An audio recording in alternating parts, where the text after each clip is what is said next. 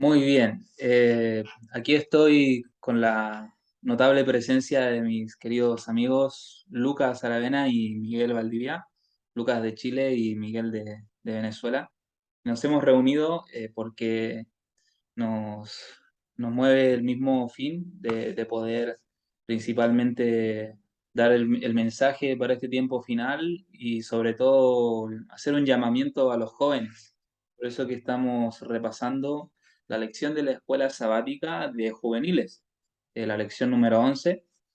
Y yo la voy a compartir directamente, voy a compartir la pantalla para que podamos empezar a repasarla, pero antes vamos a hacer una oración para que ustedes que están mirando también a través de YouTube puedan acompañarnos en esta oración y que esto sea dirigido por Dios. ¿Ok? Así que inclinamos el rostro para orar, hermano. Padre Santo, te damos gracias, Señor, por este día sábado que nos regalaste. En esta culminación de sábado, nosotros te buscamos, Señor, y en el nombre de Jesús invocamos la presencia de tu Santo Espíritu, confiando en que tú cumples la promesa, Señor, de enviar el Espíritu de verdad para que nos dirija a toda la verdad, Señor. Por favor, pon en nuestro corazón y en nuestra mente la humildad, Señor, de poder renunciar a nuestros preconceptos y poder aceptar la amonestación y la exhortación que tú nos envías en este tiempo como iglesia laodicense, Señor, de Apocalipsis 3, versículos 14 en adelante, donde nos dices que o seamos fríos o calientes, Señor, que renunciemos a nuestra autosuficiencia y que solamente descansemos en ti, Señor, que tú puedas dirigirnos. Por eso te agradecemos por el Espíritu Santo que nos envías, la compañía de tus ángeles que nos dirigen, y todo esto lo pedimos, Señor, y lo agradecemos en el nombre de Jesús, nuestro único Salvador. Amén. Muy bien, ahora ya tenemos la certeza de que tenemos la compañía de Dios en este momento para el estudio que vamos a realizar. La lección 11 es la que nos compete en este momento y bueno, la vamos a ir comentando aquí entre todos. La vamos a ir repasando así de una manera eh, rápida. La lección 11 nos dice la advertencia final. Nos aparece esta imagen aquí que dice, gire ahora, el fin está cerca, como una advertencia, como un cartel que está anunciando que el fin se está acercando, ¿verdad?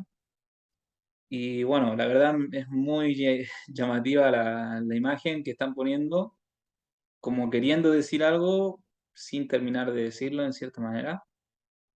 Y aquí nos está llevando a diferentes eventos. Vamos a pasar directamente al día por día y que nos va a ir mandando a cada sección de esta lección. Día sábado nos dice, dedica un momento para completar la actividad de la sección. ¿Qué opinas de la lección de esta semana? Todos los días recibimos advertencias, algunas son inofensivas y no presentan gran cosa, pero otras son sumamente serias. En la lección de esta semana examinaremos una de las advertencias finales que Dios está dando a los seres humanos antes de su regreso y analizaremos qué respuestas ha dado la humanidad a esas advertencias. Luego nos llama a leer Mateo 6, 26, 64 y nos dice, ¿qué dijo Jesús en relación a su regreso a la tierra? Eh, bueno, cada uno aquí estamos con nuestras Biblias, igual vamos a tratar de no leer todos los versículos, pero sí ir repasándolos quizás un poco. Y este versículo nos dice, eh, Mateo 26, 64, dice, Jesús le dijo, tú lo has dicho. Además os digo que desde ahora veréis al Hijo del Hombre sentado a la diestra del poder de Dios y viniendo en las nubes del cielo. Bueno, aquí nos pregunta qué dijo Jesús en relación a su regreso a la tierra. Está claro, ¿no? La respuesta. Pero nos mandó primero a la sección ¿qué opinas? Entonces, vamos a ver la sección ¿qué opinas? Ya justamente está de aquí. Em, pero antes vamos a leer esta parte que dice Masluz, ¿ok? Aquí. Una cita del conflicto de los siglos. No sé si la alcanzas a leer, Lucas, si quieres leerla tú. Ok, leo. Dice, Miller aseveró, en todas mis labores nunca abrigué el deseo ni el pensamiento de fomentar interés distinto de las denominaciones existentes, ni de favorecer a unas expensas de otras. Pensé en ser útil a todas, suponiendo que todos los cristianos se regocijaban en la perspectiva de la venida de Cristo, y que aquellos que no pudiesen ver las cosas como yo no dejarían por eso de amar a los que aceptasen esa doctrina. Esto me figuré que habría jamás, esto no me figuré que habría jamás necesidad de tener reuniones distintas. Mi único objeto era el deseo de convertir almas a Dios, de anunciar al mundo el juicio venidero e inducir a mis semejantes a que hiciesen la preparación de corazón que les permitiera ir en paz al encuentro con Dios. Muy bien, no sé si quieres hacer algún comentario hasta el momento. Si quieren interrumpir, solamente háganlo nomás, amigos. Bueno, claro, en ese tiempo se tenía mucho la idea de que, bueno, todas las iglesias eran una y de hecho todas eran protestantes en gran mayoría, como la única que como que resaltaba era la católica. En general todas eran protestantes, tenían unas doctrinas similares o en general, y aquí William Miller les da el mensaje a ellas, a todas ellas, sin distinción, creyendo que todo iba a andar bien, que a pesar de que algunos quizás no aceptasen, no se iban a odiar a muerte y iban a permitir que los otros hablasen, aunque no creyesen lo mismo, cosa que no excedió, y lo cual podemos ver cómo se cumplió eso en el segundo año. Cuando dice caída de Babilonia, como esa iglesia, al rechazar el mensaje, cayeron. Claro, tal cual, tal cual. Bueno, pasando a la sección ¿qué opinas?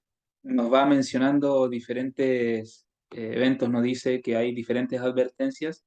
Nos pregunta, ¿cuál de estas advertencias tiene el mayor potencial de captar tu atención y de que creas en ella? Entonces nos va a mandar a hacer una escala del uno hasta, no sé cuántas son, serían una, 2, 3, 4, 5, 6, 7, son 8 advertencias y nos va dando diferentes escalas. La primera dice, el gobierno lanza una alerta de terrorismo y pide que todos eviten hacer uso del transporte público. La segunda dice, los directivos de tu colegio están aconsejando a todos los estudiantes que se apliquen la vacuna contra la gripe. Bueno, la verdad son cosas bastante actuales, igual entre comillas, ¿no? Es muy interesante lo que dicen. Un amigo te dice que te alistes para el pronto regreso de Jesús. Tu madre te aconseja que uses el cinturón de seguridad cuando viajas en automóvil. Tu profesor de matemáticas pide a todos los alumnos que se esfuercen para prepararse para el examen final de la asignatura. Un muchacho de tu colegio amenaza con propinarte una paliza después de que terminen las clases. Los informes meteorológicos dicen que está a punto de pasar un huracán por tu pueblo y un predicador radial pide que la gente se prepare porque el fin del mundo llegará en mayo del 2011. Bueno, se ve que esta versión de la lección es bastante antigua. Supongamos que nos está diciendo que el fin del mundo llega en el 2031, ¿no? Que yo creo que a lo mejor es lo que quisieron decir.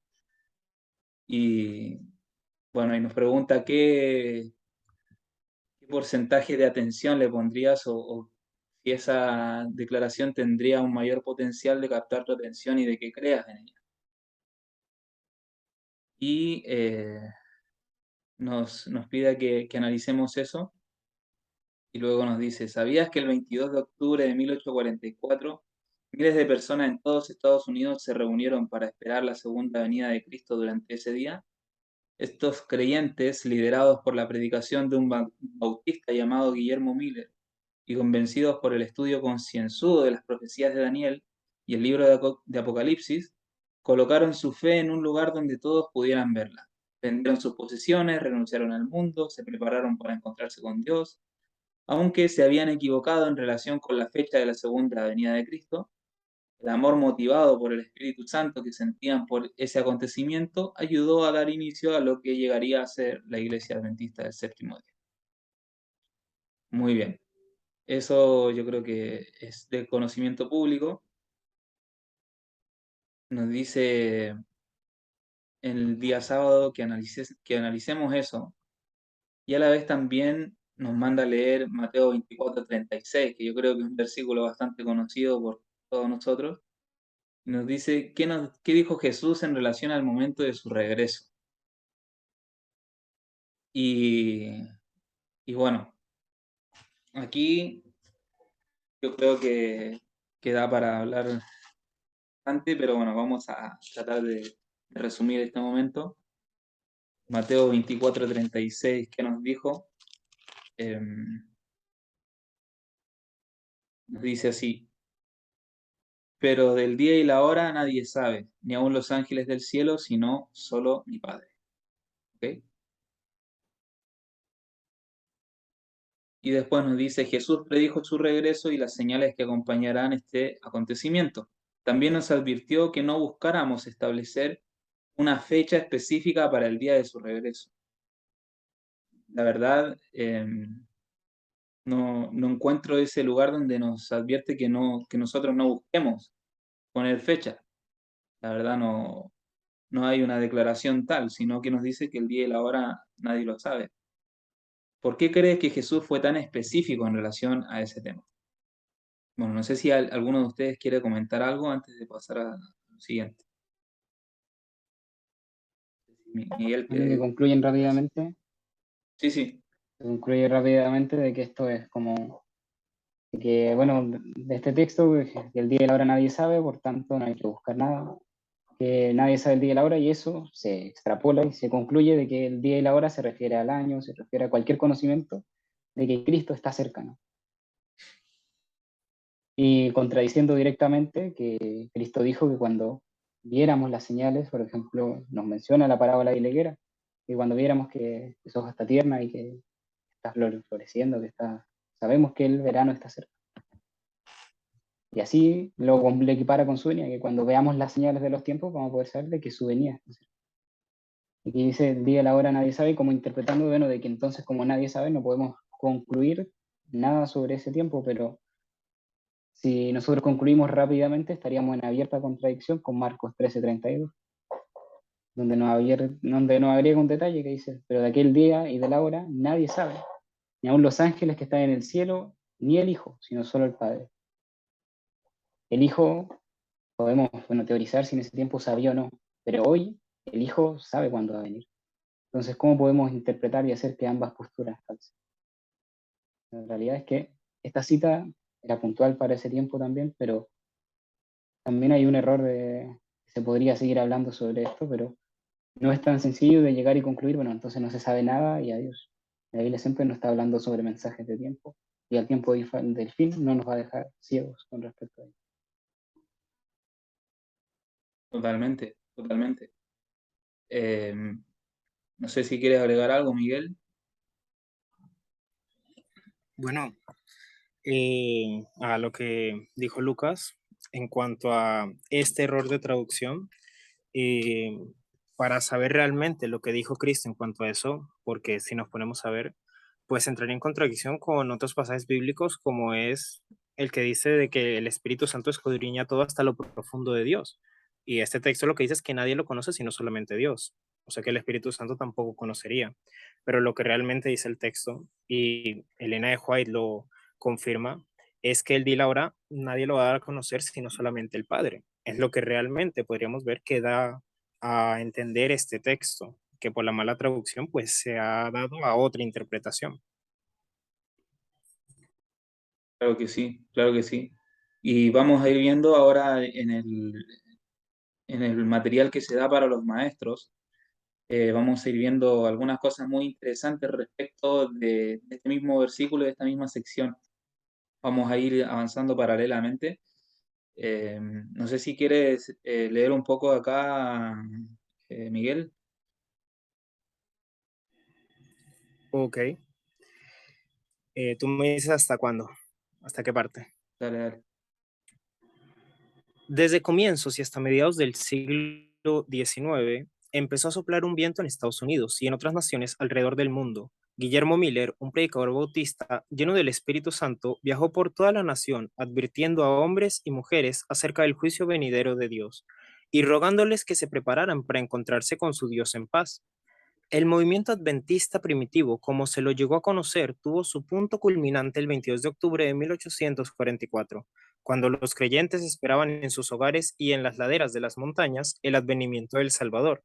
Vendieron todo, examinaron su corazón, confesaron y abandonaron sus pecados y arreglaron las cosas con todos los que tenían desacuerdos. También proclamaron un mensaje de advertencia a sus familiares, vecinos, amigos y extraños, instándolos a prepararse para encontrarse con Dios. Para su gran consternación, Jesús no vino según lo planeado y muchos perdieron la fe. Muy bien, hermano. Los, Ahora, a partir de acá donde dice esta semana,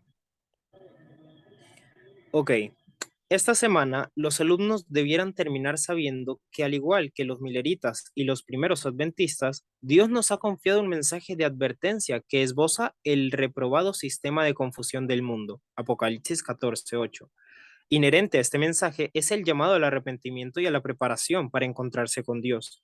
Esto es parte del mensaje que proclamará el remanente de Dios en el tiempo del fin, como ocurrió durante el tiempo de Guillermo Miller. Muchos oirán el llamado de Dios y entregarán su corazón a Cristo, pero muchos otros escogerán escuchar el llamado del mundo y de su príncipe Satanás. Frente a estos desafíos, no debemos flaquear ni retroceder. Jesús está pronto a venir y nosotros debemos hacer nuestra obra a fin de ayudar a la gente a prepararse para encontrarse con Dios.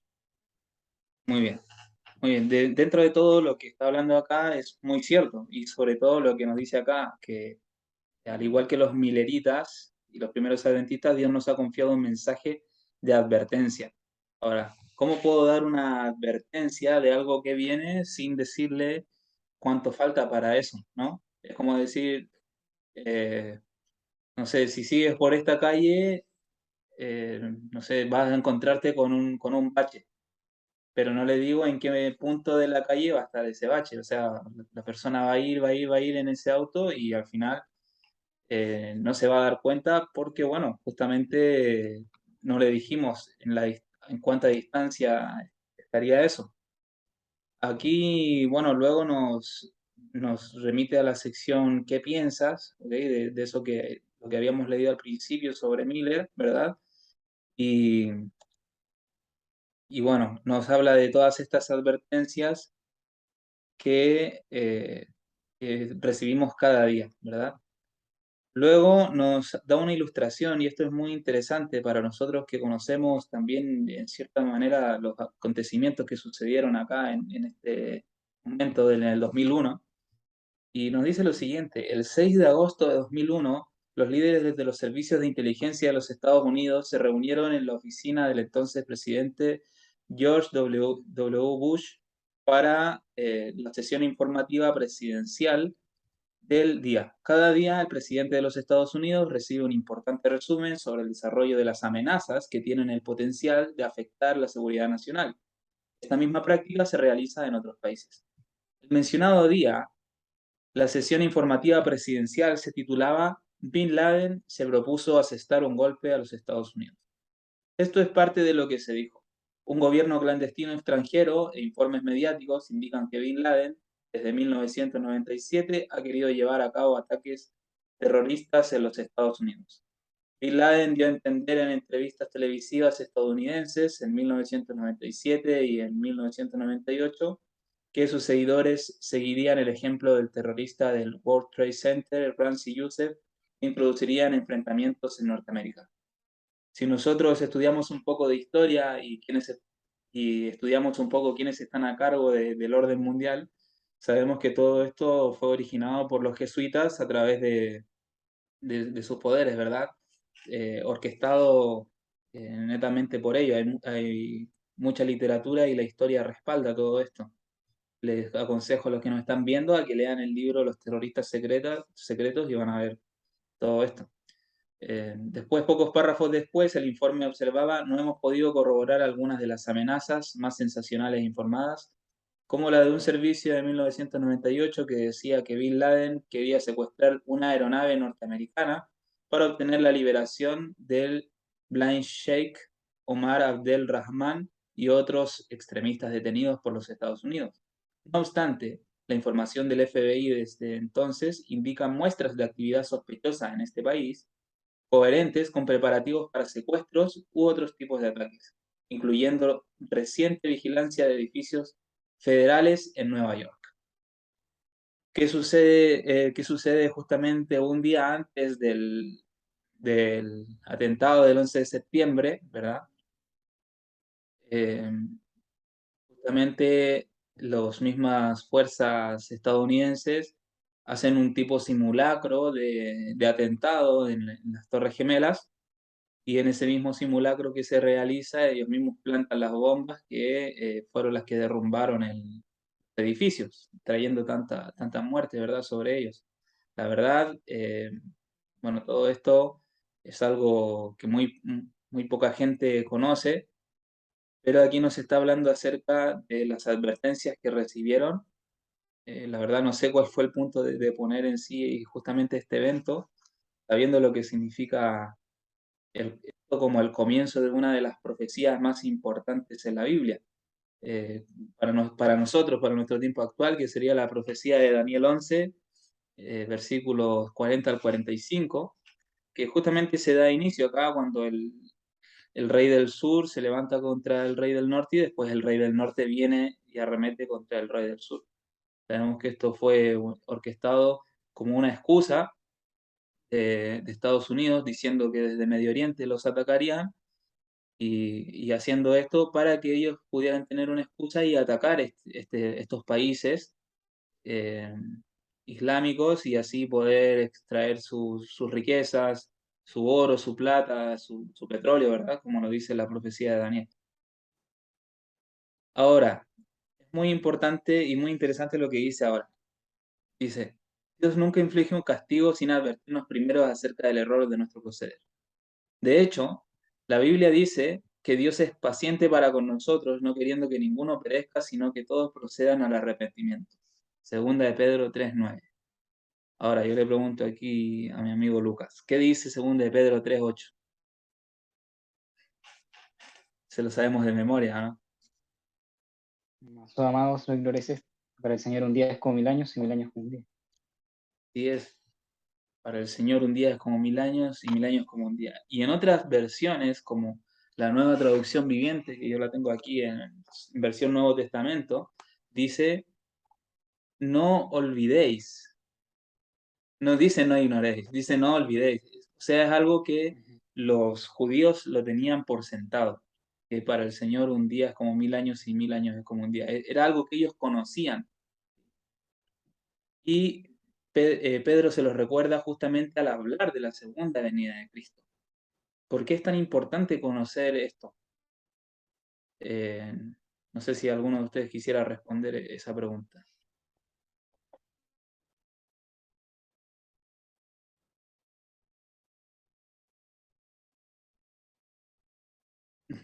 ¿Por qué es tan importante conocer que para el Señor un día es como 1000 años y 1000 años como un día?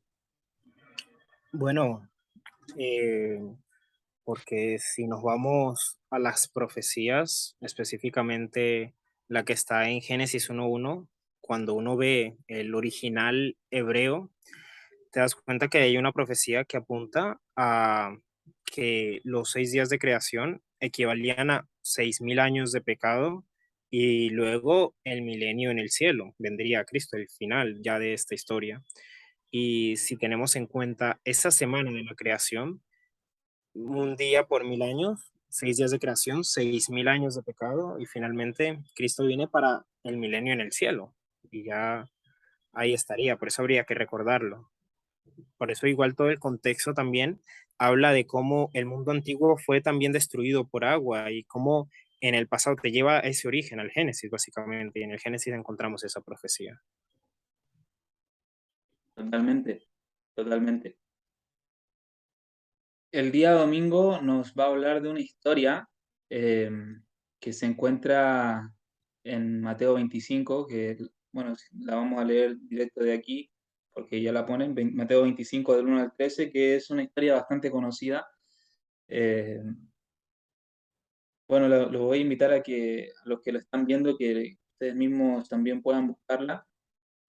Y no sé si quieres leer, Lucas, aquí los versículos de Mateo 25 del 1 al 13, de acá, en donde dice, el reino de los cielos será entonces, donde dice la hora de la boda.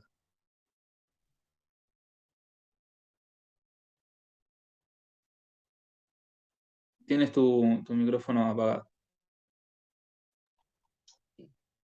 El reino de los cielos será entonces como 10 jóvenes solteras que tomaron sus lámparas y salieron a recibir al novio.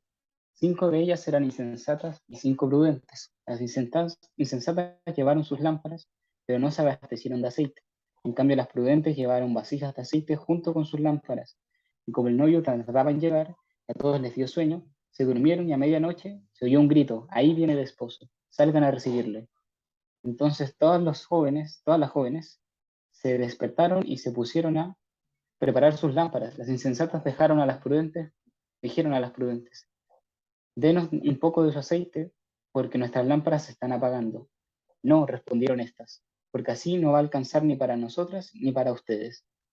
Es mejor que vayan a los que venden aceite y compren para ustedes mismas. Pero mientras iban a comprar el aceite, llegó el novio y las jóvenes que estaban preparadas entraron en el banquete de bodas. Y se cerró la puerta. Después llegaron también las otras. Señor, Señor, suplicaban, ábrenos la puerta. No, no las conozco, respondió él. Por tanto agregó Jesús: manténganse despiertos porque no saben ni el día ni la hora. Muy bien.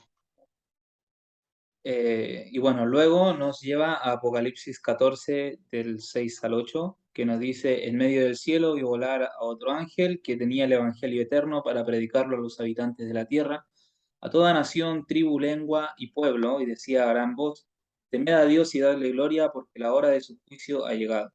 Adorad a aquel que hizo el cielo y la tierra y el mar y las fuentes de las aguas. Otro ángel lo siguió diciendo, ha caído Babilonia, la gran ciudad, porque ha hecho beber a todas las naciones del vino del furor de su fornicación. Y nos dice lo siguiente en el día domingo. Hay diferentes puntos en el relato bíblico de esta semana. Vemos dos partes de dos historias diferentes y nos llama a analizar la primera parte. ¿Por qué te parece que Jesús relató a sus discípulos la parábola de las 10 vírgenes? ¿Qué advertencia estaba dando Jesús por medio de esta parábola? Luego pregunta, ¿qué diferencia hay entre lo que hicieron las jóvenes prudentes y lo que hicieron o dejaron de hacer las insensatas? Luego, bueno, nos hace la pregunta que si estar preparados para la llegada del novio, que sabemos que representa a Jesucristo, es tan importante, hasta el punto de que Jesús decidió compartir esa información con sus discípulos. ¿No deberíamos llevar este mensaje al mundo? Muy bien. Realmente, cuando vi esta parte, veo que siempre se ignora un detalle. En todos los que leen esta historia, se ignora un detalle, porque siempre se habla de solamente 3 personajes de la historia, cuando en realidad hay 4, ¿no? Está Jesús, ¿verdad? Como el novio, están las vírgenes sensatas, están las vírgenes insensatas, y todas se duermen. Pero hay alguien que está despierto en la historia y nunca se habla de ese personaje que está despierto, que se oye un clamor que dice, aquí viene el novio, salid a recibirle, ¿verdad? Se oye una voz. No recuerdo en qué versículo dice, a medianoche se oyó un grito, ahí viene el novio, salgan a recibirlo. Este es conocido como el clamor de medianoche. Y bueno, no sé si ustedes quisieran comentar algo al respecto de este clamor de medianoche. Este que iba aquí a clamar, el que iba a avisar, era algo común. Bueno, para entender esto, evidentemente hay que irse a la fiesta judía, es decir, de una boda, cómo se hacía. Y de hecho es muy interesante, en el libro Palabras de Vida del Gran Maestro se nos dice cómo estaba habiendo una boda en ese momento, y ahí Jesús empieza a relatar este relato, empieza a hacer esta parábola, es decir, estaba ocurriendo ahí en vivo y en directo. Entonces Jesús hace esta comparación. ¿Y quién iba a avisar? ¿Quién iba a decir aquí viene el esposo, salido de recibirle? Se le llamaba el amigo del esposo. El amigo del esposo era el que venía antes y tenía esa labor de ir a advertir a las personas que tenían que ir a recibir al esposo y llegase. Él iba antes a advertir. Y justamente ese clamor de medianoche. ¿Quién se nos dice en la Biblia que es el amigo del esposo? Bueno, en el Nuevo Testamento se dice explícito que ese amigo del esposo es Juan el Bautista. Si Juan el Bautista, Cristo nos dice que es Elías, y esta es una parábola que nos apunta al tiempo del fin, entonces el que viene a advertir, he aquí viene el esposo, salid a recibirle, es el tercer Elías, el que está el que tiene que venir a advertir y a decir que ahí viene el esposo. Es muy interesante porque este que venía a advertir no venía diciendo, no, ahí viene en un rato. No dice, viene allí en unos minutos, llega en un rango de tiempo que él bien sabía, porque viene un poco antes que él y sabe cuándo va a salir el esposo. Entonces no hay una ambigüedad de tiempo, por eso dice que velen, y el único que estaba velando allí era este, y los demás estaban durmiendo. Entonces dice velen porque no saben el día y la hora, y el que sabía el día y la hora, el que sabía el tiempo, era el amigo del esposo. ¿Y qué me dices entonces? Me apagó la cámara aquí. ¿Qué me dices entonces de lo que dice en segunda de Pedro, ¿verdad? Capítulo 3 versículo 10 donde dice, pero el día del Señor vendrá como ladrón en la noche, en el cual los cielos pasarán con gran estruendo y los elementos ardiendo serán deshechos y la tierra y las obras que hay en ella serán quemadas. Hay Eh, que leer Primera de Tesalonicenses 5. Primera de Tesalonicenses 5 tiene la respuesta para esa pregunta. A ver, busquemos Primera de Tesalonicenses 5.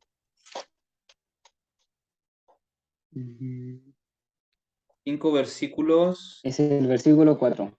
versículo 4. A ver, veamos. Dice, vamos a leer desde el 2 igual para tener el contexto, ¿verdad?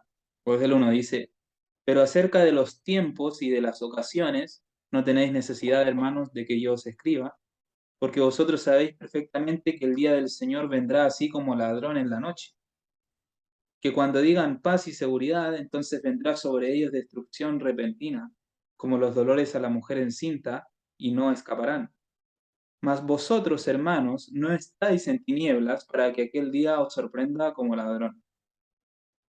O sea, que hay algunos que el día no les sorprende como ladrón, pero hay otros que sí. ¿Qué determina que te sorprenda o no te sorprenda como ladrón? El velar. El velar. Unos estaban clamando paz y seguridad, estaban siguiendo al mundo. Otros se apartaron del mundo y supieron. Es muy interesante esta parábola, estudiarla en profundidad. No sé si quieres agregar algo, Miguel.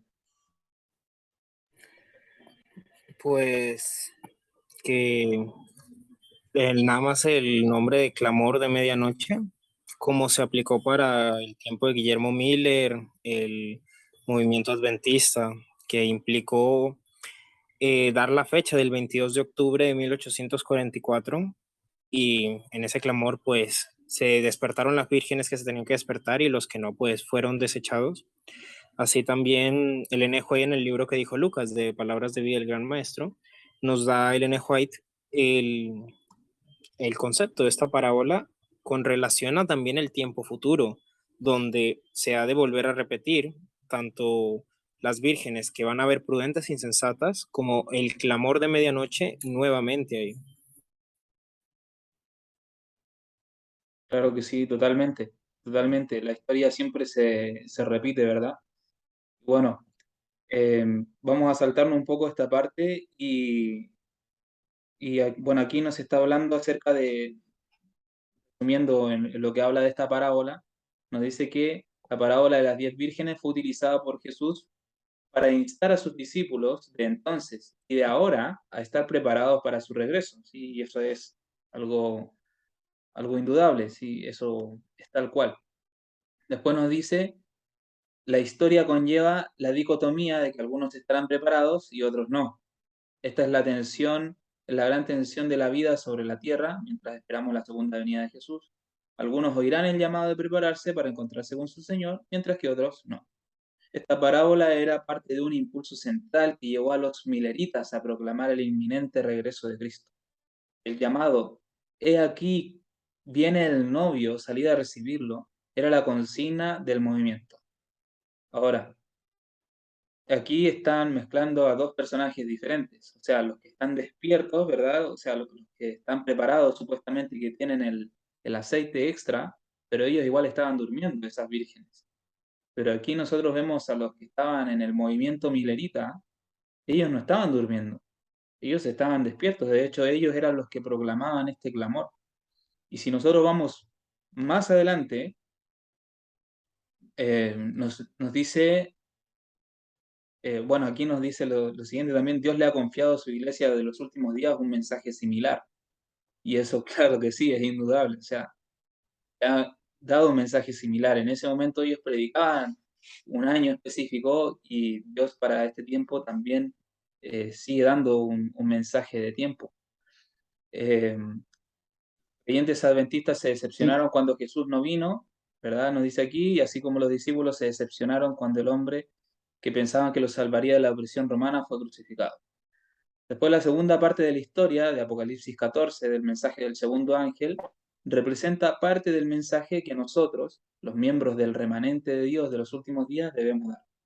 Sí, esto es así, pero específicamente más ya aquí, el cumplimiento futuro de Apocalipsis 18. Sí, Lucas. sí.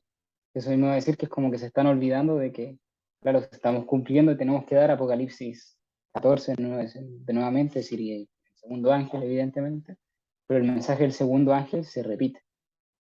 Lo que se predicó en el tiempo de William Miller fue el mensaje del segundo ángel, y eso era 1844.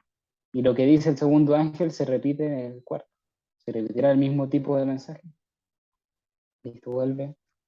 Claro, tal cual, tal cual.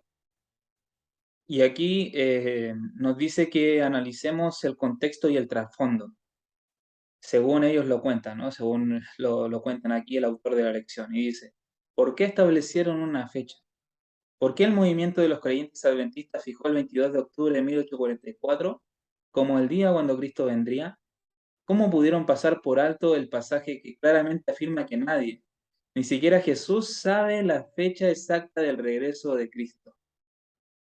Y aquí, o sea, es una declaración totalmente falsa. Yo te invito, no sé si tienes Biblia, Miguel, ¿sí? Sí, la tengo. Dime. Si puedes buscar Primera de Juan 5:20. ¿Qué dice Primera de Juan 5:20? Ya te digo ya. Que aquí nos dice que Jesús no sabe, y dice ni siquiera Jesús sabe la fecha exacta del regreso de Cristo, o sea, del regreso de Él mismo. Ya encontré el pasaje. ¿Qué nos dice? Primera de Juan 5:20 nos dice, pero sabemos que el Hijo de Dios ha venido y nos ha dado entendimiento para conocer al que es verdadero, y estamos en el verdadero, en su Hijo Jesucristo. Este es el verdadero Dios y la vida eterna. Muy bien. Entonces, ¿quién es el verdadero Dios y la vida eterna? Cristo, Cristo, Jesucristo. ¿verdad? Entonces, Jesucristo, siendo Dios, omnisapiente, omnisciente, omnipresente, ¿no sabe cuándo va a venir? ¿No sabe la fecha exacta de su regreso? Y aquí, como dijo Jesús, erráis por no conocer las Sagradas Escrituras. Porque si nosotros vemos, muy poca gente comprende este concepto y yo creo que sería bueno aclararlo ahora, de que cuando leamos la Biblia, sobre todo lo que tiene que ver con la cultura judía, debemos impregnarnos de su cultura para poder comprender las palabras que ellos utilizaban. Y para poder comprender este pasaje debemos entender también la traducción que se utilizó del original griego en el cual se escribió este pasaje. Y el griego dice, como creo que lo mencionó antes Miguel, que el día y la hora nadie lo da a conocer. No dice el día y la hora nadie lo sabe, sino dice el día y la hora nadie lo da a conocer. Ni los ángeles, ni el Hijo, sino solo el Padre. Y eso confirma la visión, que fue creo que la primera visión de Ellen White, cuando ella ve a los 144.000, que justamente en esta cita es donde dice que los 144.000 son literales, que son 144.000 santos vivientes. De hecho, la cita en inglés dice 144.000 in number, dice en número, o sea que son exactos en número esos 144.000, y dice que en ese momento ellos escuchan la voz del Padre que anuncia el día y la hora. En ese momento, porque es el Padre el que da a conocer el día y la hora. Pero, ¿acaso Dios no nos dejó en su palabra alguna señal para poder saber el momento de su regreso? Sí, Miguel. Iba a decir que si es el caso de que Cristo mismo no sabe cuándo viene, Elena de White fue entonces más favorecida de que, así sea por visión, escuchó el día y la hora del regreso de Jesús. Entonces ahí evidentemente entraríamos en una total incongruencia. ¿Quién le dio visión a Ellen White? Cristo mismo. Y Claro, si Ellen White escuchó y no recordó, ¿acaso Cristo no va a recordar? claro, es bastante incongruente esta declaración. Y después nos dice lo siguiente, o sea, como, Y decir, sí, sí, decir que también es muy peligrosa porque estás rebajando a Cristo. claro, Cristo aquí, si tú interpretas esto, Cristo ya no es Dios. Cristo ya no es Dios al nivel de Dios y estaríamos hablando de dioses inferiores o de algo extraño. Y eso, bueno, destruye la cruz automáticamente. Cristo tenía que ser igual a Dios para que su sacrificio valiese. claro, y de hecho la misma palabra de Dios lo declara en Filipenses 2, nos dice que Cristo, siendo igual a Dios, no estimó el ser igual a Dios como cosa a que aferrarse, ¿verdad? Por lo tanto, él era hijo de hombre, pero a la vez era Dios. Y si no conocemos la naturaleza de Cristo, no conocemos la justificación por la fe y anulamos todo esto. Después nos dice lo siguiente, una cita de Ellen White del conflicto de los siglos. Aunque nadie sepa el día ni la hora de su venida, se nos exhorta y se nos requiere que sepamos cuándo está cerca. ¿Cómo vamos a saber cuándo está cerca? Ya, si decimos automáticamente nadie sabe el día y la hora, eh, ni siquiera Jesús, entonces ¿cómo si ni siquiera Jesús sabe el día y la hora, cómo nosotros pudiésemos saber cuándo está cerca? Con unas señales y ya. Quisiera recordar ahora en este momento, antes de seguir, no sé si han leído la historia de los endemoniados de Gadareno, cuando Jesús baja de la barca y se enfrenta al endemoniado, los demonios le hablan a Jesús y le dicen, ¿qué tienes con nosotros? ¿Por qué has venido a atormentarnos antes de tiempo? ¿Por qué los demonios dijeron, ¿por qué vienes a atormentarnos antes de tiempo? O sea, ¿será que ellos conocen el tiempo en el que tenía que ir? Claro que lo conocen. Saben que son 6.000 años de pecado y viene Cristo. Conocen la profecía mejor que nosotros. Por eso es muy importante tener en cuenta esto y no cerrar nuestros ojos ante la evidencia. Hay mucha evidencia. Después nos dice, además se nos enseña que menospreciar su advertencia y negarse a averiguar cuán cercana está su venida será tan fatal para nosotros como lo fue para los que al vivir en días de Noé no supieron cuándo vendría el diluvio. Y aquí nace otra pregunta, antes de que digas lo que va a decir Lucas. O dilo, Lucas, y después yo hago la pregunta. Sí, sí. Así que bueno, cuando nos dice que, dice, aunque nadie sepa el día ni la hora, es cierto de que Cristo, sin duda, como ya dijimos, sabe el día y la hora, pero también es cierto que ningún ser humano la conoce. Es decir, hoy Claro, en la actualidad nadie la conoce porque la va a dar a conocer el Padre. Eso no quita, y evidentemente aquí el lenguaje dice día y hora, si quisiese ser más explícita diría año o algo así, pero en este contexto, evidentemente el lenguaje se refiere a un día y una hora, y nosotros no conocemos el tiempo exacto. Evidentemente nadie nos puede venir a decir cuándo es el día y la hora porque es algo que solamente va a anunciar el Padre. No puede salir de nuestras bocas ese conocimiento. claro, totalmente, Entonces, por eso que se menciona esto. totalmente, totalmente. Y bueno, quiero ver si en un ratito más les muestro algo que tiene que ver con el tema de las cosechas y la luna, que tiene que ver con el tema del día y la hora. Pero lo vamos a ver después de que yo le haga esta pregunta. Eh, la pregunta es, Miguel, no sé si me la puede responder. Noé, ¿sabía el año en que vendría el diluvio? Sí lo sabía. Dios le había dicho 120 años para que toda la tierra fuera destruida por el diluvio. Y durante los 120 años él estuvo predicando que se tenían que arrepentir y estuvo predicando esa fecha, que cada vez quedaba menos, pero el año lo tenía. Qué interesante lo que mencionas. Y ante eso, quiero compartir esta cita de Ellen White que respalda lo que tú estás diciendo. Y es muy interesante que esta cita está puesta en un capítulo que es una compilación de citas de Ellen White que dicen que supuestamente no hay que poner fecha, ¿verdad? Sacándolas de contexto en realidad, porque las citas que ella escribió sobre no poner fechas fueron dirigidas a personas específicas que estaban poniendo fechas en aquel momento, ¿ok? En aquellos años donde ella estaba viva, y no estaban poniendo una fecha así al azar, sino que justamente ellos estaban prolongando. ¿Qué profecía, Lucas? ¿Qué profecía estaban prolongando? Una de las 2000, una de las 2300 tarde y mañana. Exactamente. Prolongaban esta profecía dándole un cumplimiento futuro cuando sabemos que se cumplió en 1844.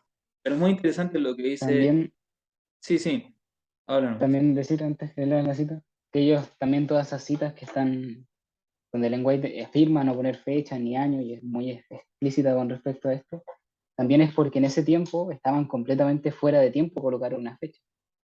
¿Por qué? Porque el mensaje del cuarto ángel todavía no tenía que sonar. El mensaje del tercer ángel no es una repetición del segundo, pero el del cuarto sí.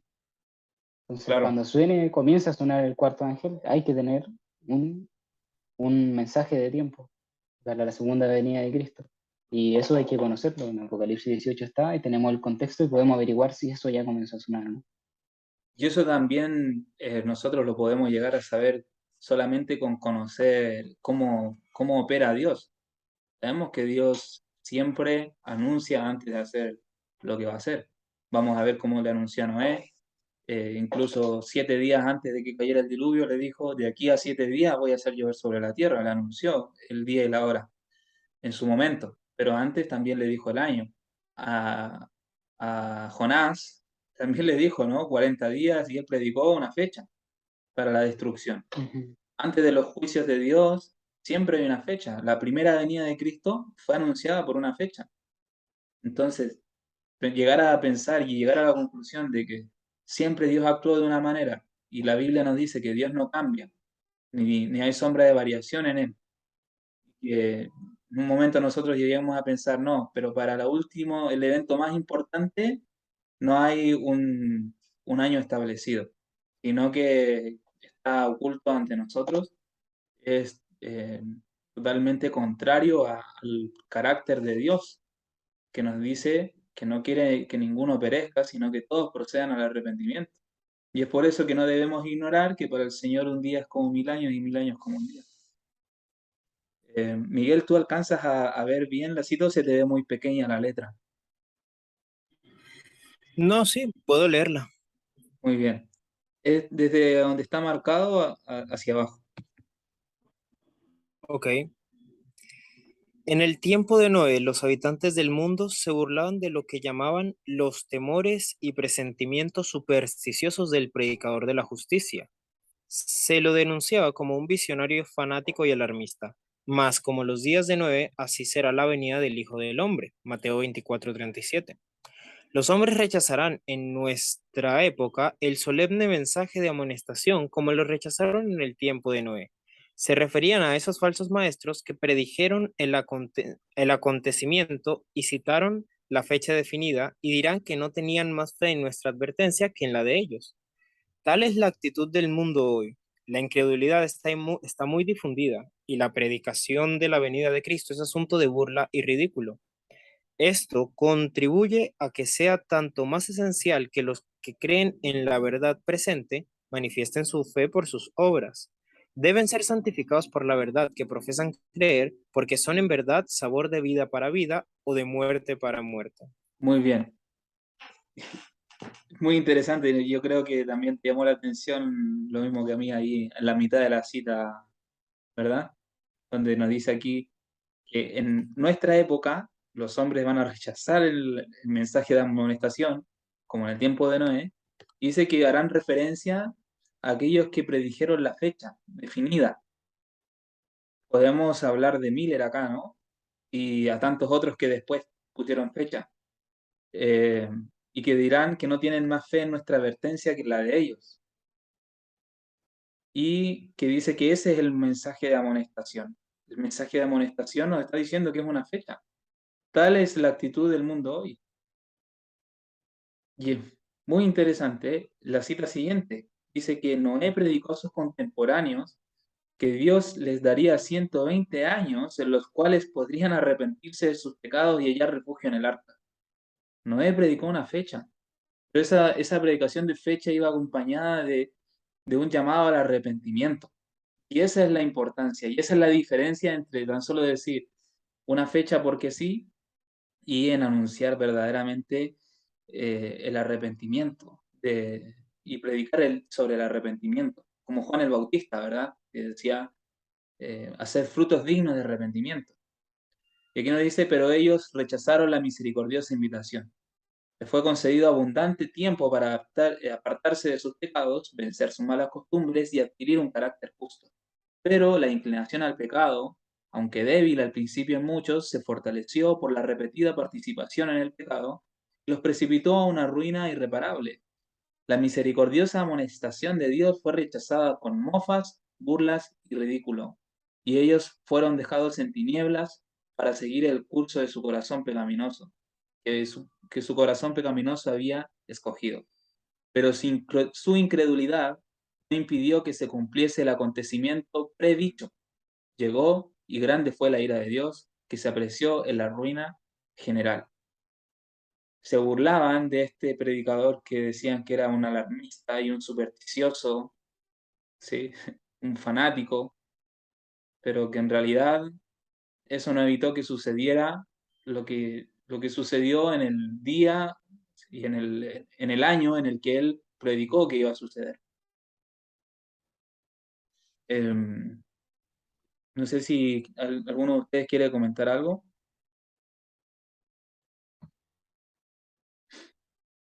Bueno, resaltar lo que dijo Cristo. Y como en los días de Noé, será la venida del Hijo del Hombre. Y es, Noé predicó un mensaje de tiempo, en el tiempo del fin se tiene que predicar un mensaje. tal cual, no hay más vuelta que darle. Bueno, también, como dice, también en los días de Noé y en los días de Lot. Y en los días de Lot, antes de destruir Sodoma y Gomorra, Dios mismo dice, le ocultaré algo a mi siervo Abraham, para nada. Claro que sí. De Muy hecho, le bien. dice tiempo. Le dice, mañana iré y si los hallares falsos, los destruiré. Tal cual le La- anuncia cuando iba a suceder. sí. Lo interesante de ese relato es que evidentemente hay gente que va a ser advertida muy encima. Entonces no estamos tan esas dos perspectivas. Como hay gente que va a ser advertida con un harto tiempo de antelación de la venida de la fecha de Cristo y otros van a enterarse ya cuando está viniendo la destrucción ahí mismo. Van a Claro, tener que salir a arrancar, por decirlo así. es como el llamado a salir de las ciudades, de salir de Babilonia, y el otro llamado a huir de Babilonia, ¿verdad? Que son dos llamados diferentes. Uno es salir con tiempo, antelación, planificación, y otro es ya huir de un momento para otro. Muy bien. Luego nos va hablando del error del movimiento adventista primitivo, que lo que sabemos, ¿no? Que en realidad lo que sucedía en 1844 era que Jesús pasaba del lugar santo al lugar santísimo, que era la purificación del santuario, ¿verdad? En el cielo. Y acá nos vuelve a la parábola de las 10 vírgenes. Nos dice una metáfora para nuestro tiempo. La parábola de las 10 vírgenes ilustra un importante aspecto acerca de la demora que antecede a la aparición del novio. No debiéramos perder de vista que Dios compara a sus seguidores con una mujer hermosa y pura, vestida con ropa sencilla. Ambos grupos de vírgenes daban esa apariencia, pero solo un grupo había llevado aceite extra para arreglar sus lámparas de camino a encontrarse con el novio. Muy bien. Luego, Algo sí, sí, quizás sí, que mencionar del movimiento de 1844. Normalmente que se tiene como un error y hay gente que, bueno, que hoy tiene a Miller como lo peor de lo peor. En realidad, bueno, Ellen White habla muy a favor de él como el siervo de Dios, incluso habla directamente de que William Miller va a ser salvo. Pero quería destacar es que, bueno, ¿por qué predicó un mensaje de tiempo? Que hace un rato lo preguntaron, preguntaba la lección, ¿no? ¿Por qué predicó un mensaje de tiempo? ¿Acaso no sabía? Y ahí cita los textos del día y la hora y estas cosas, diciendo que Cristo no sabía. Y la verdad es que Ellen White misma lo escribe. En el capítulo Una profecía significativa, cuenta la vida de William Miller y muestra como claramente William Miller estudió y estudió hasta el cansancio, estudió varios años, más de 20 años, estuvo en el estudio hasta que lo presentó de la doctrina como tal. No, creo que estuvo 9 años estudiándolo, sí, repasando y repasando esto hasta que lo presentó de manera pública. Justamente, ¿qué estaba haciendo? Refutando estos textos. El día y la hora nadie sabe. Bueno, si el día y la hora nadie sabe, entonces esta profecía no me puede señalar la segunda venida de Cristo. Esto lo refutó. Por algo el movimiento cundió y alcanzó a todas partes porque estas citas se refutaron. Y Ellen White lo escribe explícitamente de que esto es así. Incluso nos da razones de por qué esto no significa lo que normalmente se le ha acusado. Ellos demostraron de que un mensaje de tiempo se tenía que dar. Y simplemente Dios veló la luz, veló, es decir, tapó, como escribe Ellen White, el mensaje, que esto se refería no a la venida de Cristo, sino al comienzo del juicio investigador. Es decir, no fue un error como tal, hicieron la obra que ellos querían que hicieran. Y si tienen la duda, pues lean el conflicto de los siglos, del capítulo 20 o del 19 al 23, y ahí Ellen White lo explica punto por sí. punto todo eso, cómo fue. De hecho, la misma lección te llama a leer el capítulo 21 y 22 en esta semana, el conflicto de los siglos. Que se está haciendo la lectura de ese libro. Eh, bueno, ya para poder ir concluyendo, me gustaría que pudiésemos leer lo del día miércoles, ¿sí? Eh, nos dice, bueno, específicamente las preguntas finales, luego nos dice, por ejemplo, los dos primeros versículos nos recuerdan que Jesús vendrá en el momento en que menos lo esperamos y que los que vayan al cielo con el Señor serán personas que habrán sido purificadas y que obedecerán los mandamientos de Dios. Estos obedecerán a Dios, no importa lo que pase, porque, como destaca Romanos 8:28, también incluido en la misma sección, a los que a Dios aman, todas las cosas le ayudan a bien. Esto no significa que los seguidores de Dios no experimentarán también grandes desilusiones, tal como vimos en el día de ayer.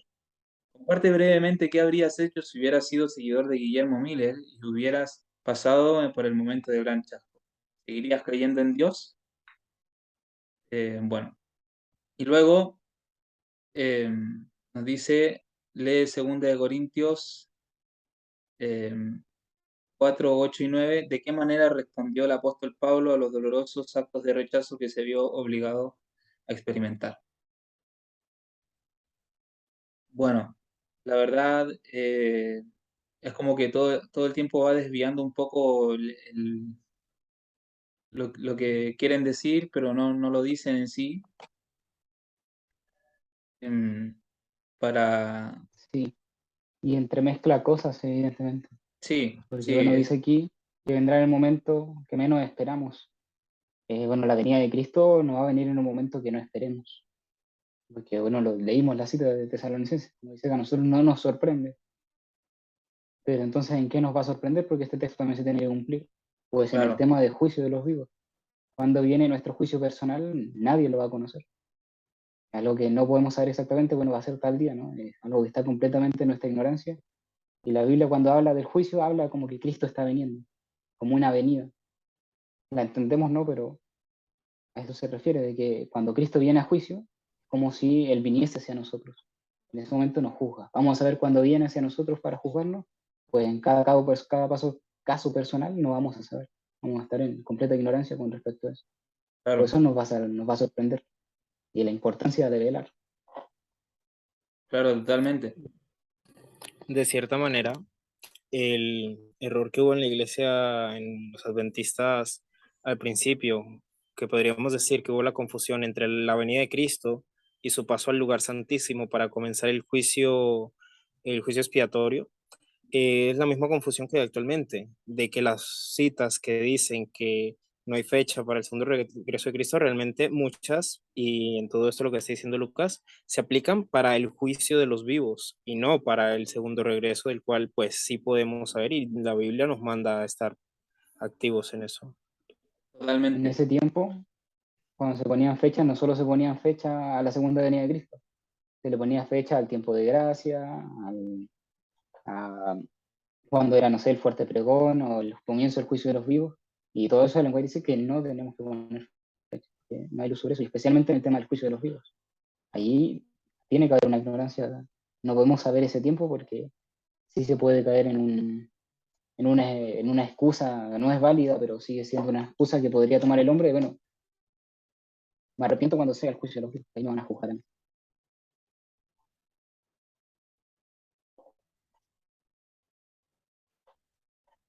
Sí. Perdón, estaba arreglando la cámara que se me había echado a perder. Eh, Mire que yo me había equivocado, en realidad yo quería leer el día martes, que yo lo tenía anotado ahí, miren. Lucas, no sé si nos quieres acompañar con la lectura del día martes. Si quieres le pongo más zoom. ¿Completo? Lo tengo aquí al lado, así que Ah, ok. dice, lo leo completo. Sí, sí, sí. Dice, lee la cita de Ellen White en la sección Más Luz de la sección de esta semana. Las palabras que acabas de leer fueron pronunciadas por Guillermo Miller, un bautista que a mediados del siglo XIX viajó por diversas partes de Estados Unidos predicando la segunda venida de Cristo. Su predicación fue bendecida por Dios de tal manera que muchas personas llegaron a creer en Cristo y no solamente en Estados Unidos. Miller lanzó un clamor de advertencia diciendo que Jesús regresaría pronto. Algunos de sus seguidores establecieron la fecha precisa para el regreso de Jesús, 22 de octubre de 1844. Lo triste es que estaban equivocados. Una vez que pasó ese día, muchos que habían sido llevados a Cristo regresaron a su vida pasada, rechazando la advertencia del juicio próximo de Dios sobre esta tierra. Si en el presente surgiera un nuevo Guillermo Miller, ¿creería el mundo que Jesús está próximo a venir? Explica tu respuesta.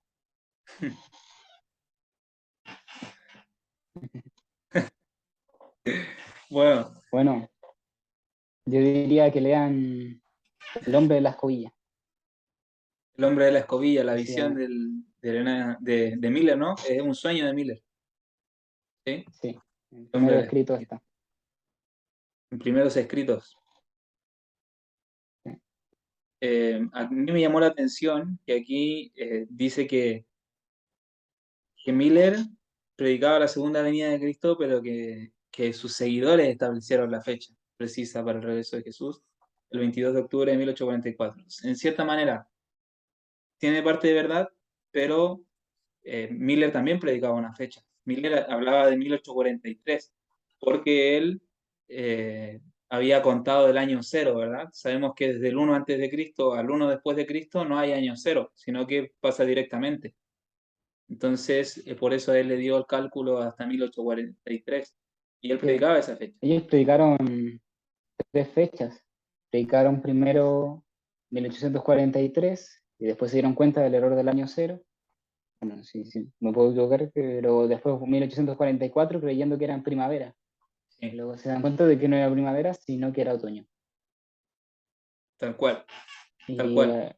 ahí están las fechas y evidentemente, aunque Miller tenía, evidentemente no era el solo, y de hecho el mayor predicador de ese tiempo sobre este mensaje no fue Guillermo Miller, fue alguien importante y que especialmente después se relacionó con la iglesia adventista, pero no fue el único. Y Miller tenía seguidores, tenía también otras personas que estaban a la par con él y que con quienes discutían y quienes estudiaban estos temas, no era él solo al que se le revelaban todas las cosas. Entonces, aunque dice que fueron sus seguidores, evidentemente fue un conjunto quienes dieron esta nueva fecha y quienes ya la establecieron de manera concreta. Claro, totalmente, totalmente. Y antes de pasar a lo siguiente, quiero compartirles em, una, una diapositiva pequeñita donde, bueno, básicamente quería mostrarles el tema de la luna y de lo que tiene que ver con el día y hora en cuanto a lo que nosotros podemos observar en la luna. Para ilustrar de manera gráfica más que nada, lo puedo explicar con palabras, pero bueno, es para explicarles con una manera más gráfica. A ver, muy bien. Yo aquí voy a compartir mi pantalla. Muy bien. Esto es una presentación que expliqué la semana pasada. Este es el calendario hebreo, ¿sí?, de las fiestas del Señor. ¿Ok?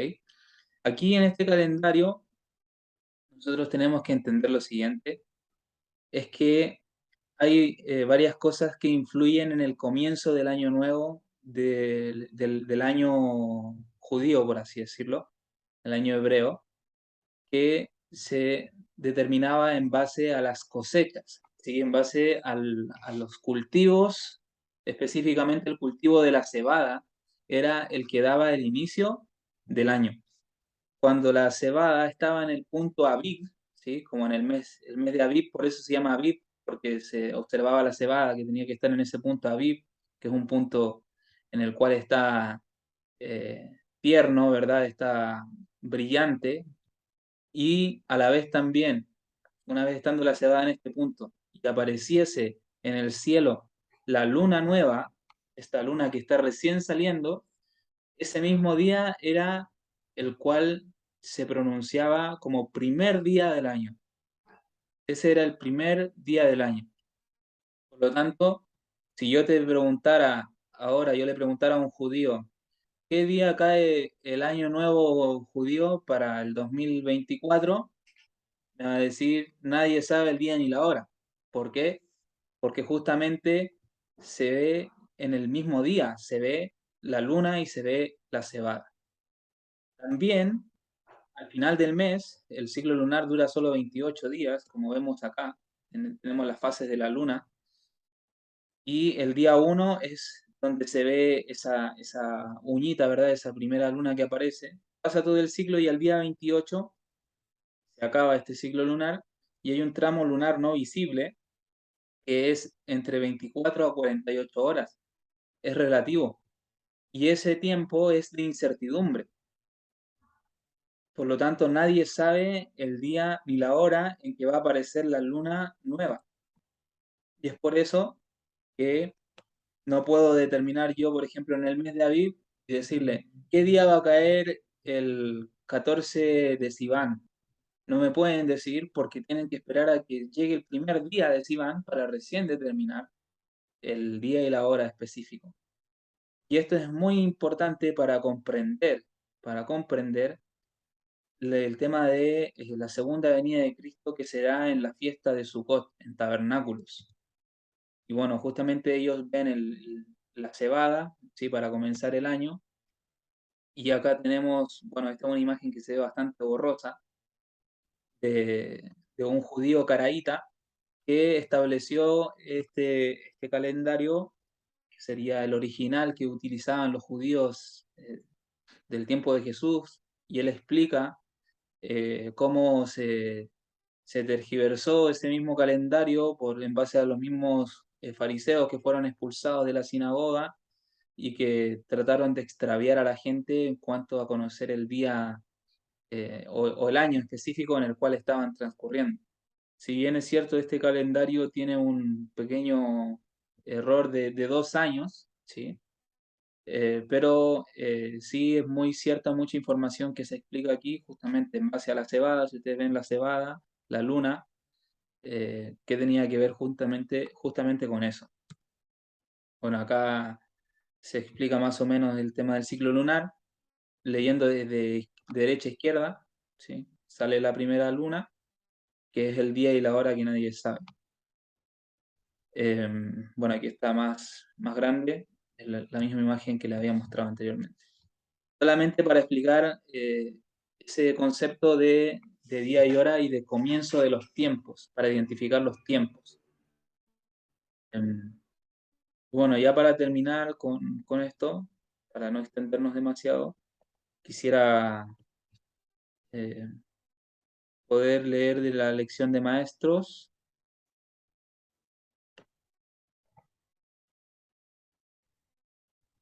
dos cositas. Y es algo que tiene mucha razón, pero que no la aplican correctamente. Dice aquí que nos habla de un remanente. Dice, Dios siempre ha tenido un grupo remanente de gente que permanece fiel a Él en medio de las guerras, las calamidades, la privación y la pérdida. ¿Esto es verdad o mentira? Es verdad, ¿cierto? Siempre ha habido un remanente. Cuando Israel entró en el exilio asirio babilónico, quedó un remanente fiel a Dios. Después de la muerte de Jesús, un remanente esperó el derramamiento del Espíritu Santo en Jerusalén. Después de la persecución del periodo de 1260 años de la Edad Media, un grupo remanente de creyentes denunció la corrupción de la Iglesia Católica y la desechó. Los primeros protestantes eran parte del remanente de Dios, pero los protestantes se estancaron en su obra de reforma, aferrándose a creencias que no eran bíblicas. De entre ellos, Dios llamó a un remanente para proclamar un mensaje claro para el tiempo del fin. Los adventistas del séptimo día son parte de ese remanente. ¿Cuál es la misión del remanente hoy? El libro de Apocalipsis afirma claramente que es proclamar el mensaje de los tres ángeles de Apocalipsis 14, 6 al 12, que traerá una restauración final de la verdad evangélica. Y aquí hay varios conceptos que son un poco ambiguos, pero en sí el mensaje del remanente de hoy está en Apocalipsis 18, si bien es cierto lo de Apocalipsis 14, pero nosotros debemos tener en cuenta que en sí mismo está en Apocalipsis 18, el mensaje del cuarto ángel, que ya empieza a brillar de a poco y va a terminar alumbrando toda la tierra.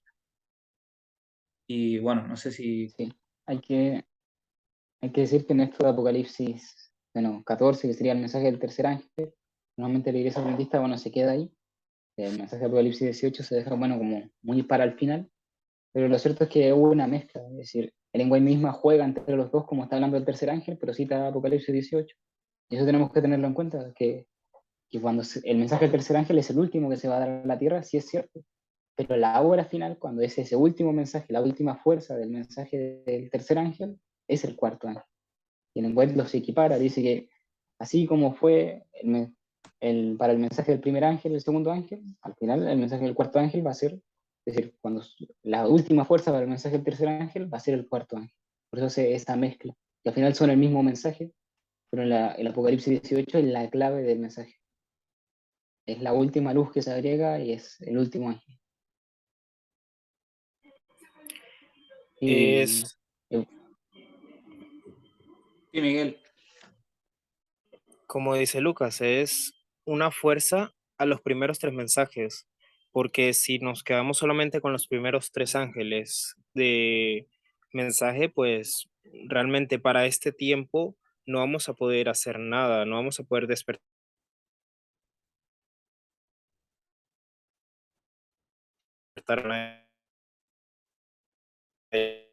Le tenemos Dios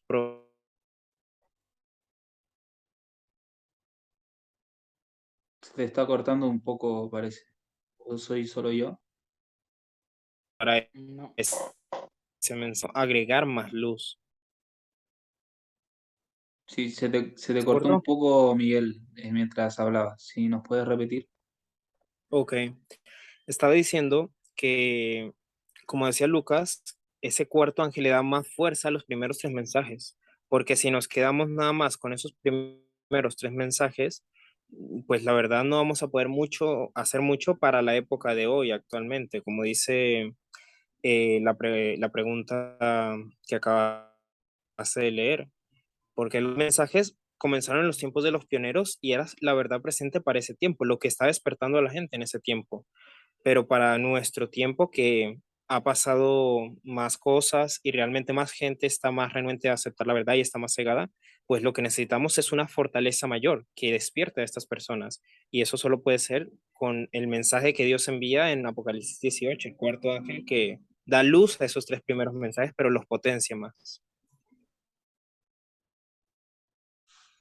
A mí, un detalle que me gustaría destacar es que, bueno, da por hecho de que la iglesia adventista del séptimo día es el remanente de hoy, el remanente final.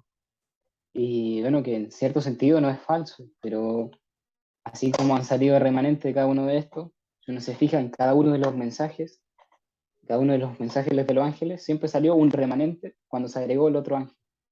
Estaba predicándose el primer ángel, los que rechazaron el primer ángel, cayó esa iglesia y salió un remanente de todas esas iglesias que había, y ellos, ese remanente que salió, comenzó a predicar el segundo ángel. Después vino el chasco, se sumó el tercer ángel, y entonces quedó ese otro remanente después del chasco. Y ahora cuando llegue el mensaje del cuarto ángel, que va a llegar especialmente para la iglesia adventista, porque ya ha llegado por la iglesia adventista, esta nuevamente va a pasar lo mismo, va a salir un remanente dentro de ella. Es decir, la historia se está repitiendo como fue en ese tiempo. Para algo dice ha caído Babilonia, no es que la iglesia, no es que se refiera solamente a la iglesia católica, sino que hay una iglesia que era fiel y ahora cae.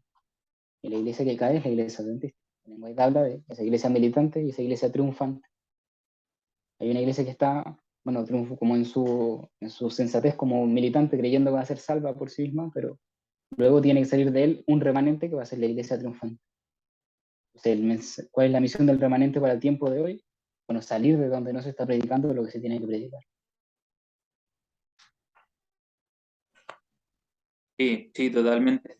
Yo tengo aquí en mis manos el, el libro del conflicto de los siglos y, y bueno, cuando nosotros leemos en el capítulo 22, que justamente lo recomienda aquí, en este mismo lección recomienda el capítulo 21 y 22 del conflicto de los siglos, y leyendo esto nos habla un poco también acerca de la apostasía que había en aquellos años y nos pregunta cómo ingresa, cuál fue el origen de la apostasía, ¿verdad? Después nos dice lo siguiente, no, bueno, no, esta es otra versión, así que no le va a servir que le diga la página, pero es el capítulo 22. Dice, no ha sucedido otro tanto en casi todas las iglesias que se llaman protestantes, cuando murieron sus fundadores, que poseían el verdadero espíritu de reforma, sus descendientes se adelantaron y dieron nueva forma a la causa. Mientras se atenían ciegamente al credo de sus padres y se negaban a aceptar cualquiera verdad que fuese más allá de lo que veían, los hijos de los reformadores se alejaron mucho de su ejemplo de humildad, de abnegación y de renunciación al mundo. Y la simplicidad primitiva desaparece y una ola de mundanalidad invade la iglesia, trayendo consigo sus costumbres, sus prácticas y sus ídolos. Bueno, en este mismo capítulo menciona que también las iglesias que constituyen Babilonia no solamente se está refiriendo a Roma, decía, a la iglesia romana, sino que también se refiere a todas las iglesias del tiempo del fin, ¿sí? Y bueno, el, el último párrafo del capítulo 22 ya nos declara justamente acerca del capítulo 18 de Apocalipsis. Nos dice que el capítulo 18 del Apocalipsis indica el tiempo en que por haber rechazado la triple amonestación de Apocalipsis 14, 16, bueno, 14, 16 en adelante, 14, 6 al 12, la iglesia alcanzará el estado predicho por el segundo ángel. Y el pueblo de Dios que se encontrare aún en Babilonia será llamado a separarse de la comunión de ésta. Este mensaje será el último que se dé al mundo y cumplirá su obra. Cuando los que no creen a la verdad, sino que se complacen en la injusticia, sean dejados para sufrir tremendo desengaño y para que crean a la mentira. Entonces la luz de la verdad brillará sobre todos aquellos cuyos corazones estén abiertos para recibirla. Y todos los hijos del Señor que quedaran en Babilonia oirán el llamamiento, salid de ella, pueblo mío. Apocalipsis 18:4. Tenemos que tener en cuenta justamente eso. El pueblo final es un pueblo, no se refiere específicamente a una denominación religiosa. Y no debemos descansar en la seguridad de que porque estamos en las filas de una iglesia militante, sentado en una banca de esa iglesia y teniendo un cargo importante, ya vamos a estar perteneciendo a ese remanente, sino que debemos hacer caso a las señales de los tiempos. No sé si alguien quiere decir algo más. Bueno, aquí al final, y aquí es algo que a mí me llamó mucho la atención, que nos llaman el cierre a hacer una actividad. A los maestros les dice, hagan esta actividad, ¿ok? Y les dice, ore por su clase, pidiéndole a Dios que le muestre cómo compartir su amor y proclamar su pronto regreso. Una vez que haya orado, permita que los alumnos oren un minuto en silencio. Pídales que se centren en su misión como jóvenes de Dios en un mundo pecaminoso. Anímelos a pedir el poder del Espíritu Santo de Dios para que los ayude a vivir una vida santa. Y esto está perfecto. Después dice, cierren repitiendo todos juntos el Padre Nuestro. Yo no digo que esté mal, pero me llama la atención. ¿Por qué llama a repetirlo todos juntos en voz alta como si fuera un rezo, verdad? ¿Cuál es la finalidad?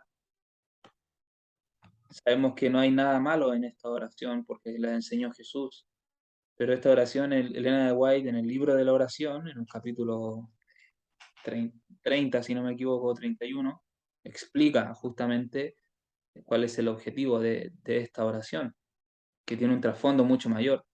No es para estarlo repitiendo como loros, sino que Jesús mismo dijo, cuando oréis no uséis vanas repeticiones. Pero bueno, no sé si alguno de ustedes quiere decir algo. Sí. Así que menos a mí me llama la atención, porque que los repitan todos juntos significa que todos lo conocen, que se lo saben de memoria y que posiblemente estén acostumbrados a que lo repitan todos juntos, así como hacen los católicos, básicamente. Y el tema justamente es lo que dices, el Padre Nuestro no está mal, pero también es el lenguaje escribe que tenemos que orar con la Biblia también en la boca, es decir, tenemos que citar textos bíblicos y reclamar promesas que estén en la Biblia, pero no repitiéndolas como loros. Es decir, no es que tengamos que citar todo el Padre Nuestro para que, no sé, nos caiga una bendición sobre nosotros. Podríamos hacer esto con cualquier pasaje bíblico, pero vale mucho más una oración sincera del corazón que repetir unas palabras que estén en la Biblia porque sí. Claro que sí, totalmente, totalmente, hermano. Hermano Miguel, no sé si quiere comentar algo más. No, por mi parte, lo que dijo Lucas me parece muy acertado, que el objetivo de la oración realmente es una comunión con Dios y una comunión con Dios no es presentársele como con un libreto ya hecho o con una careta, sino pues realmente eso, ser sincero, poder derramar nuestro corazón, las verdades de las escrituras, las promesas, reclamarlas, pero es ser como somos nosotros realmente, pedirle al Señor, claro, ayuda, fortaleza, que nos cambie, pero decir algo que no sentimos o usar como dijo un texto sin entendimiento, pues realmente termina siendo una pérdida de tiempo y vanas repeticiones. A mí me gustaría destacar una cosa más. Se salió antes del remanente. El remanente sabemos que son los que guardan los mandamientos de Dios y tienen la fe de Jesús. La iglesia adventista conocería el remanente porque guarda todos los mandamientos de Dios. Y supuestamente tienen la fe de Jesús, que es el espíritu de la profecía, y que se estaría en el lenguaje. La pregunta es, ¿la iglesia adventista sigue lo que dice el lenguaje? Quien haya estudiado sus escritos sabe que es un rotundo no. Si el lenguaje pasa denunciando a la iglesia adventista por no seguir lo que ella les dijo, por no seguir lo que la Biblia dice. Y guardan los mandamientos bíblicamente, no lo están guardando. Entonces, tenemos que buscar quién es ese pueblo que está guardando los mandamientos de Dios. Tienen la fe de Jesús, es decir, que siguen los escritos de lenguaje tal cual como él ya lo escribió. Y que tiene justamente eso, el espíritu de la profecía. Está interpretando las profecías como es para nuestro tiempo, no rechazando las profecías como son ahora, como lo es Daniel 11. versículos finales, la rechazan completamente. Si no están atentos a las señales, si no saben qué está pasando en nuestro tiempo, si no nos pueden decir qué es lo que está por acontecer, esa no es la iglesia de Dios. Claro que sí, hermano. Y se comprueba y se corrobora porque las cosas se demuestran, como dice nuestro hermano Víctor, ¿verdad? Y acá tenemos la evidencia de las alianzas que ha hecho tristemente los líderes de la corporación adventista con el Vaticano. Esta medalla que se le regaló al Papa, ¿sí? En una de sus visitas a San Pedro, ¿verdad? O sea, el lugar de la Plaza de San Pedro, allá en el Vaticano. Tenemos aquí esta medalla que se le regala justamente, que justamente pone aquí los... recuerda el sábado como el día de reposo, le pone ahí, y es una medalla de oro. Ahora, ¿a quién se le regalan medallas de oro? Aquí dice el doctor Bert Beach ha trabajado por más de 25 años como célebre representante y director de Relaciones Públicas y Libertad Religiosa de la Asociación General. Dio una medalla de oro al Papa Pablo VI. ¿Sabías esto? Inversiones económicas con el dinero de los feligreses.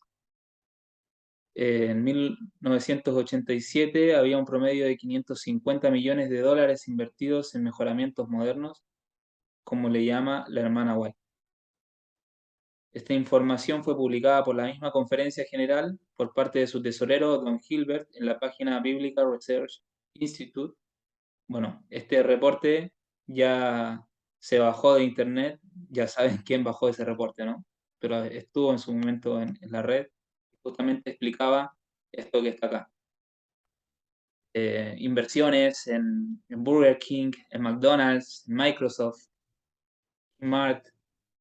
¿Quién es el dueño de Microsoft? No sé si alguno sabe. ¿Bill Gates o no? Bill Gates. Bill Gates, uno de los altos, eh, de los que están justamente en el orden mundial, ¿verdad? Bueno, uno de los títeres de los jesuitas. Eh, Dinero invertido en empresas que compran armas, bienes raíces. Ellen White habló sobre todo esto. Aquí yo les dejo las citas, no las vamos a leer, pero yo se las dejo para que ustedes puedan irlas leyendo, ¿sí? Los que lo van a ver grabado, y leer todas estas citas que hablan acerca de toda esta apostasía. Son muchas citas, ¿sí? Yo se las dejo allí para que ustedes vayan pausando el video y puedan ir leyendo, después pueden buscarlas. La verdad es bastante lamentable, no es algo que nosotros nos guste mencionar, pero bueno, es la realidad. Y en el año 2000 se firmó un pacto entre la Iglesia Adventista y entre la Iglesia Católica, eh, ese pacto de no agresión. ¿Hará sociedad la Iglesia de Dios con la Iglesia de Satanás? ¿Qué comunión tienen la luz con las tinieblas? No os unáis en yugo desigual, nos dice la Biblia. Bueno, el que tenga oídos para oír, que oiga, y esperemos que puedas investigarlo.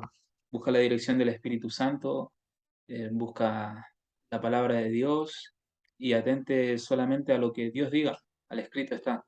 No te dejes guiar ni llevar por lo que te puedan poner en algún folleto, en alguna lección, o lo que te pueda llegar a decir un hombre, sino que, ni por lo que diga yo, sino que busca la evidencia.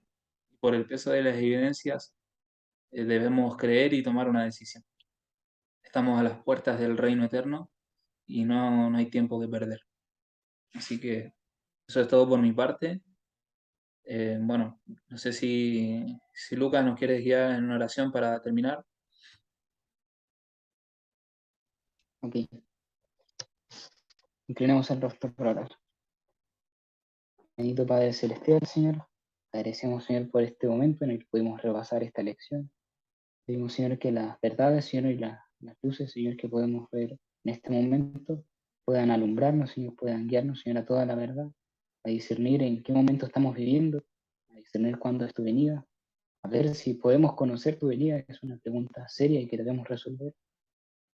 Saber, Señor, cuál es tu pueblo hoy, quién es tu líder, Señor, quién es el líder, Señor, que tú has puesto en tu pueblo para que nos guíe a la Canaán celestial. Señor, guíanos a conocer todas las verdades necesarias para alcanzar nuestra salvación. Señor, danos un corazón sincero, Señor, para buscar todo esto. Te lo pedimos todo, Señor, únicamente por la gracia de Jesucristo. Que nos prepare, Señor, para tu venida. Amén y amén.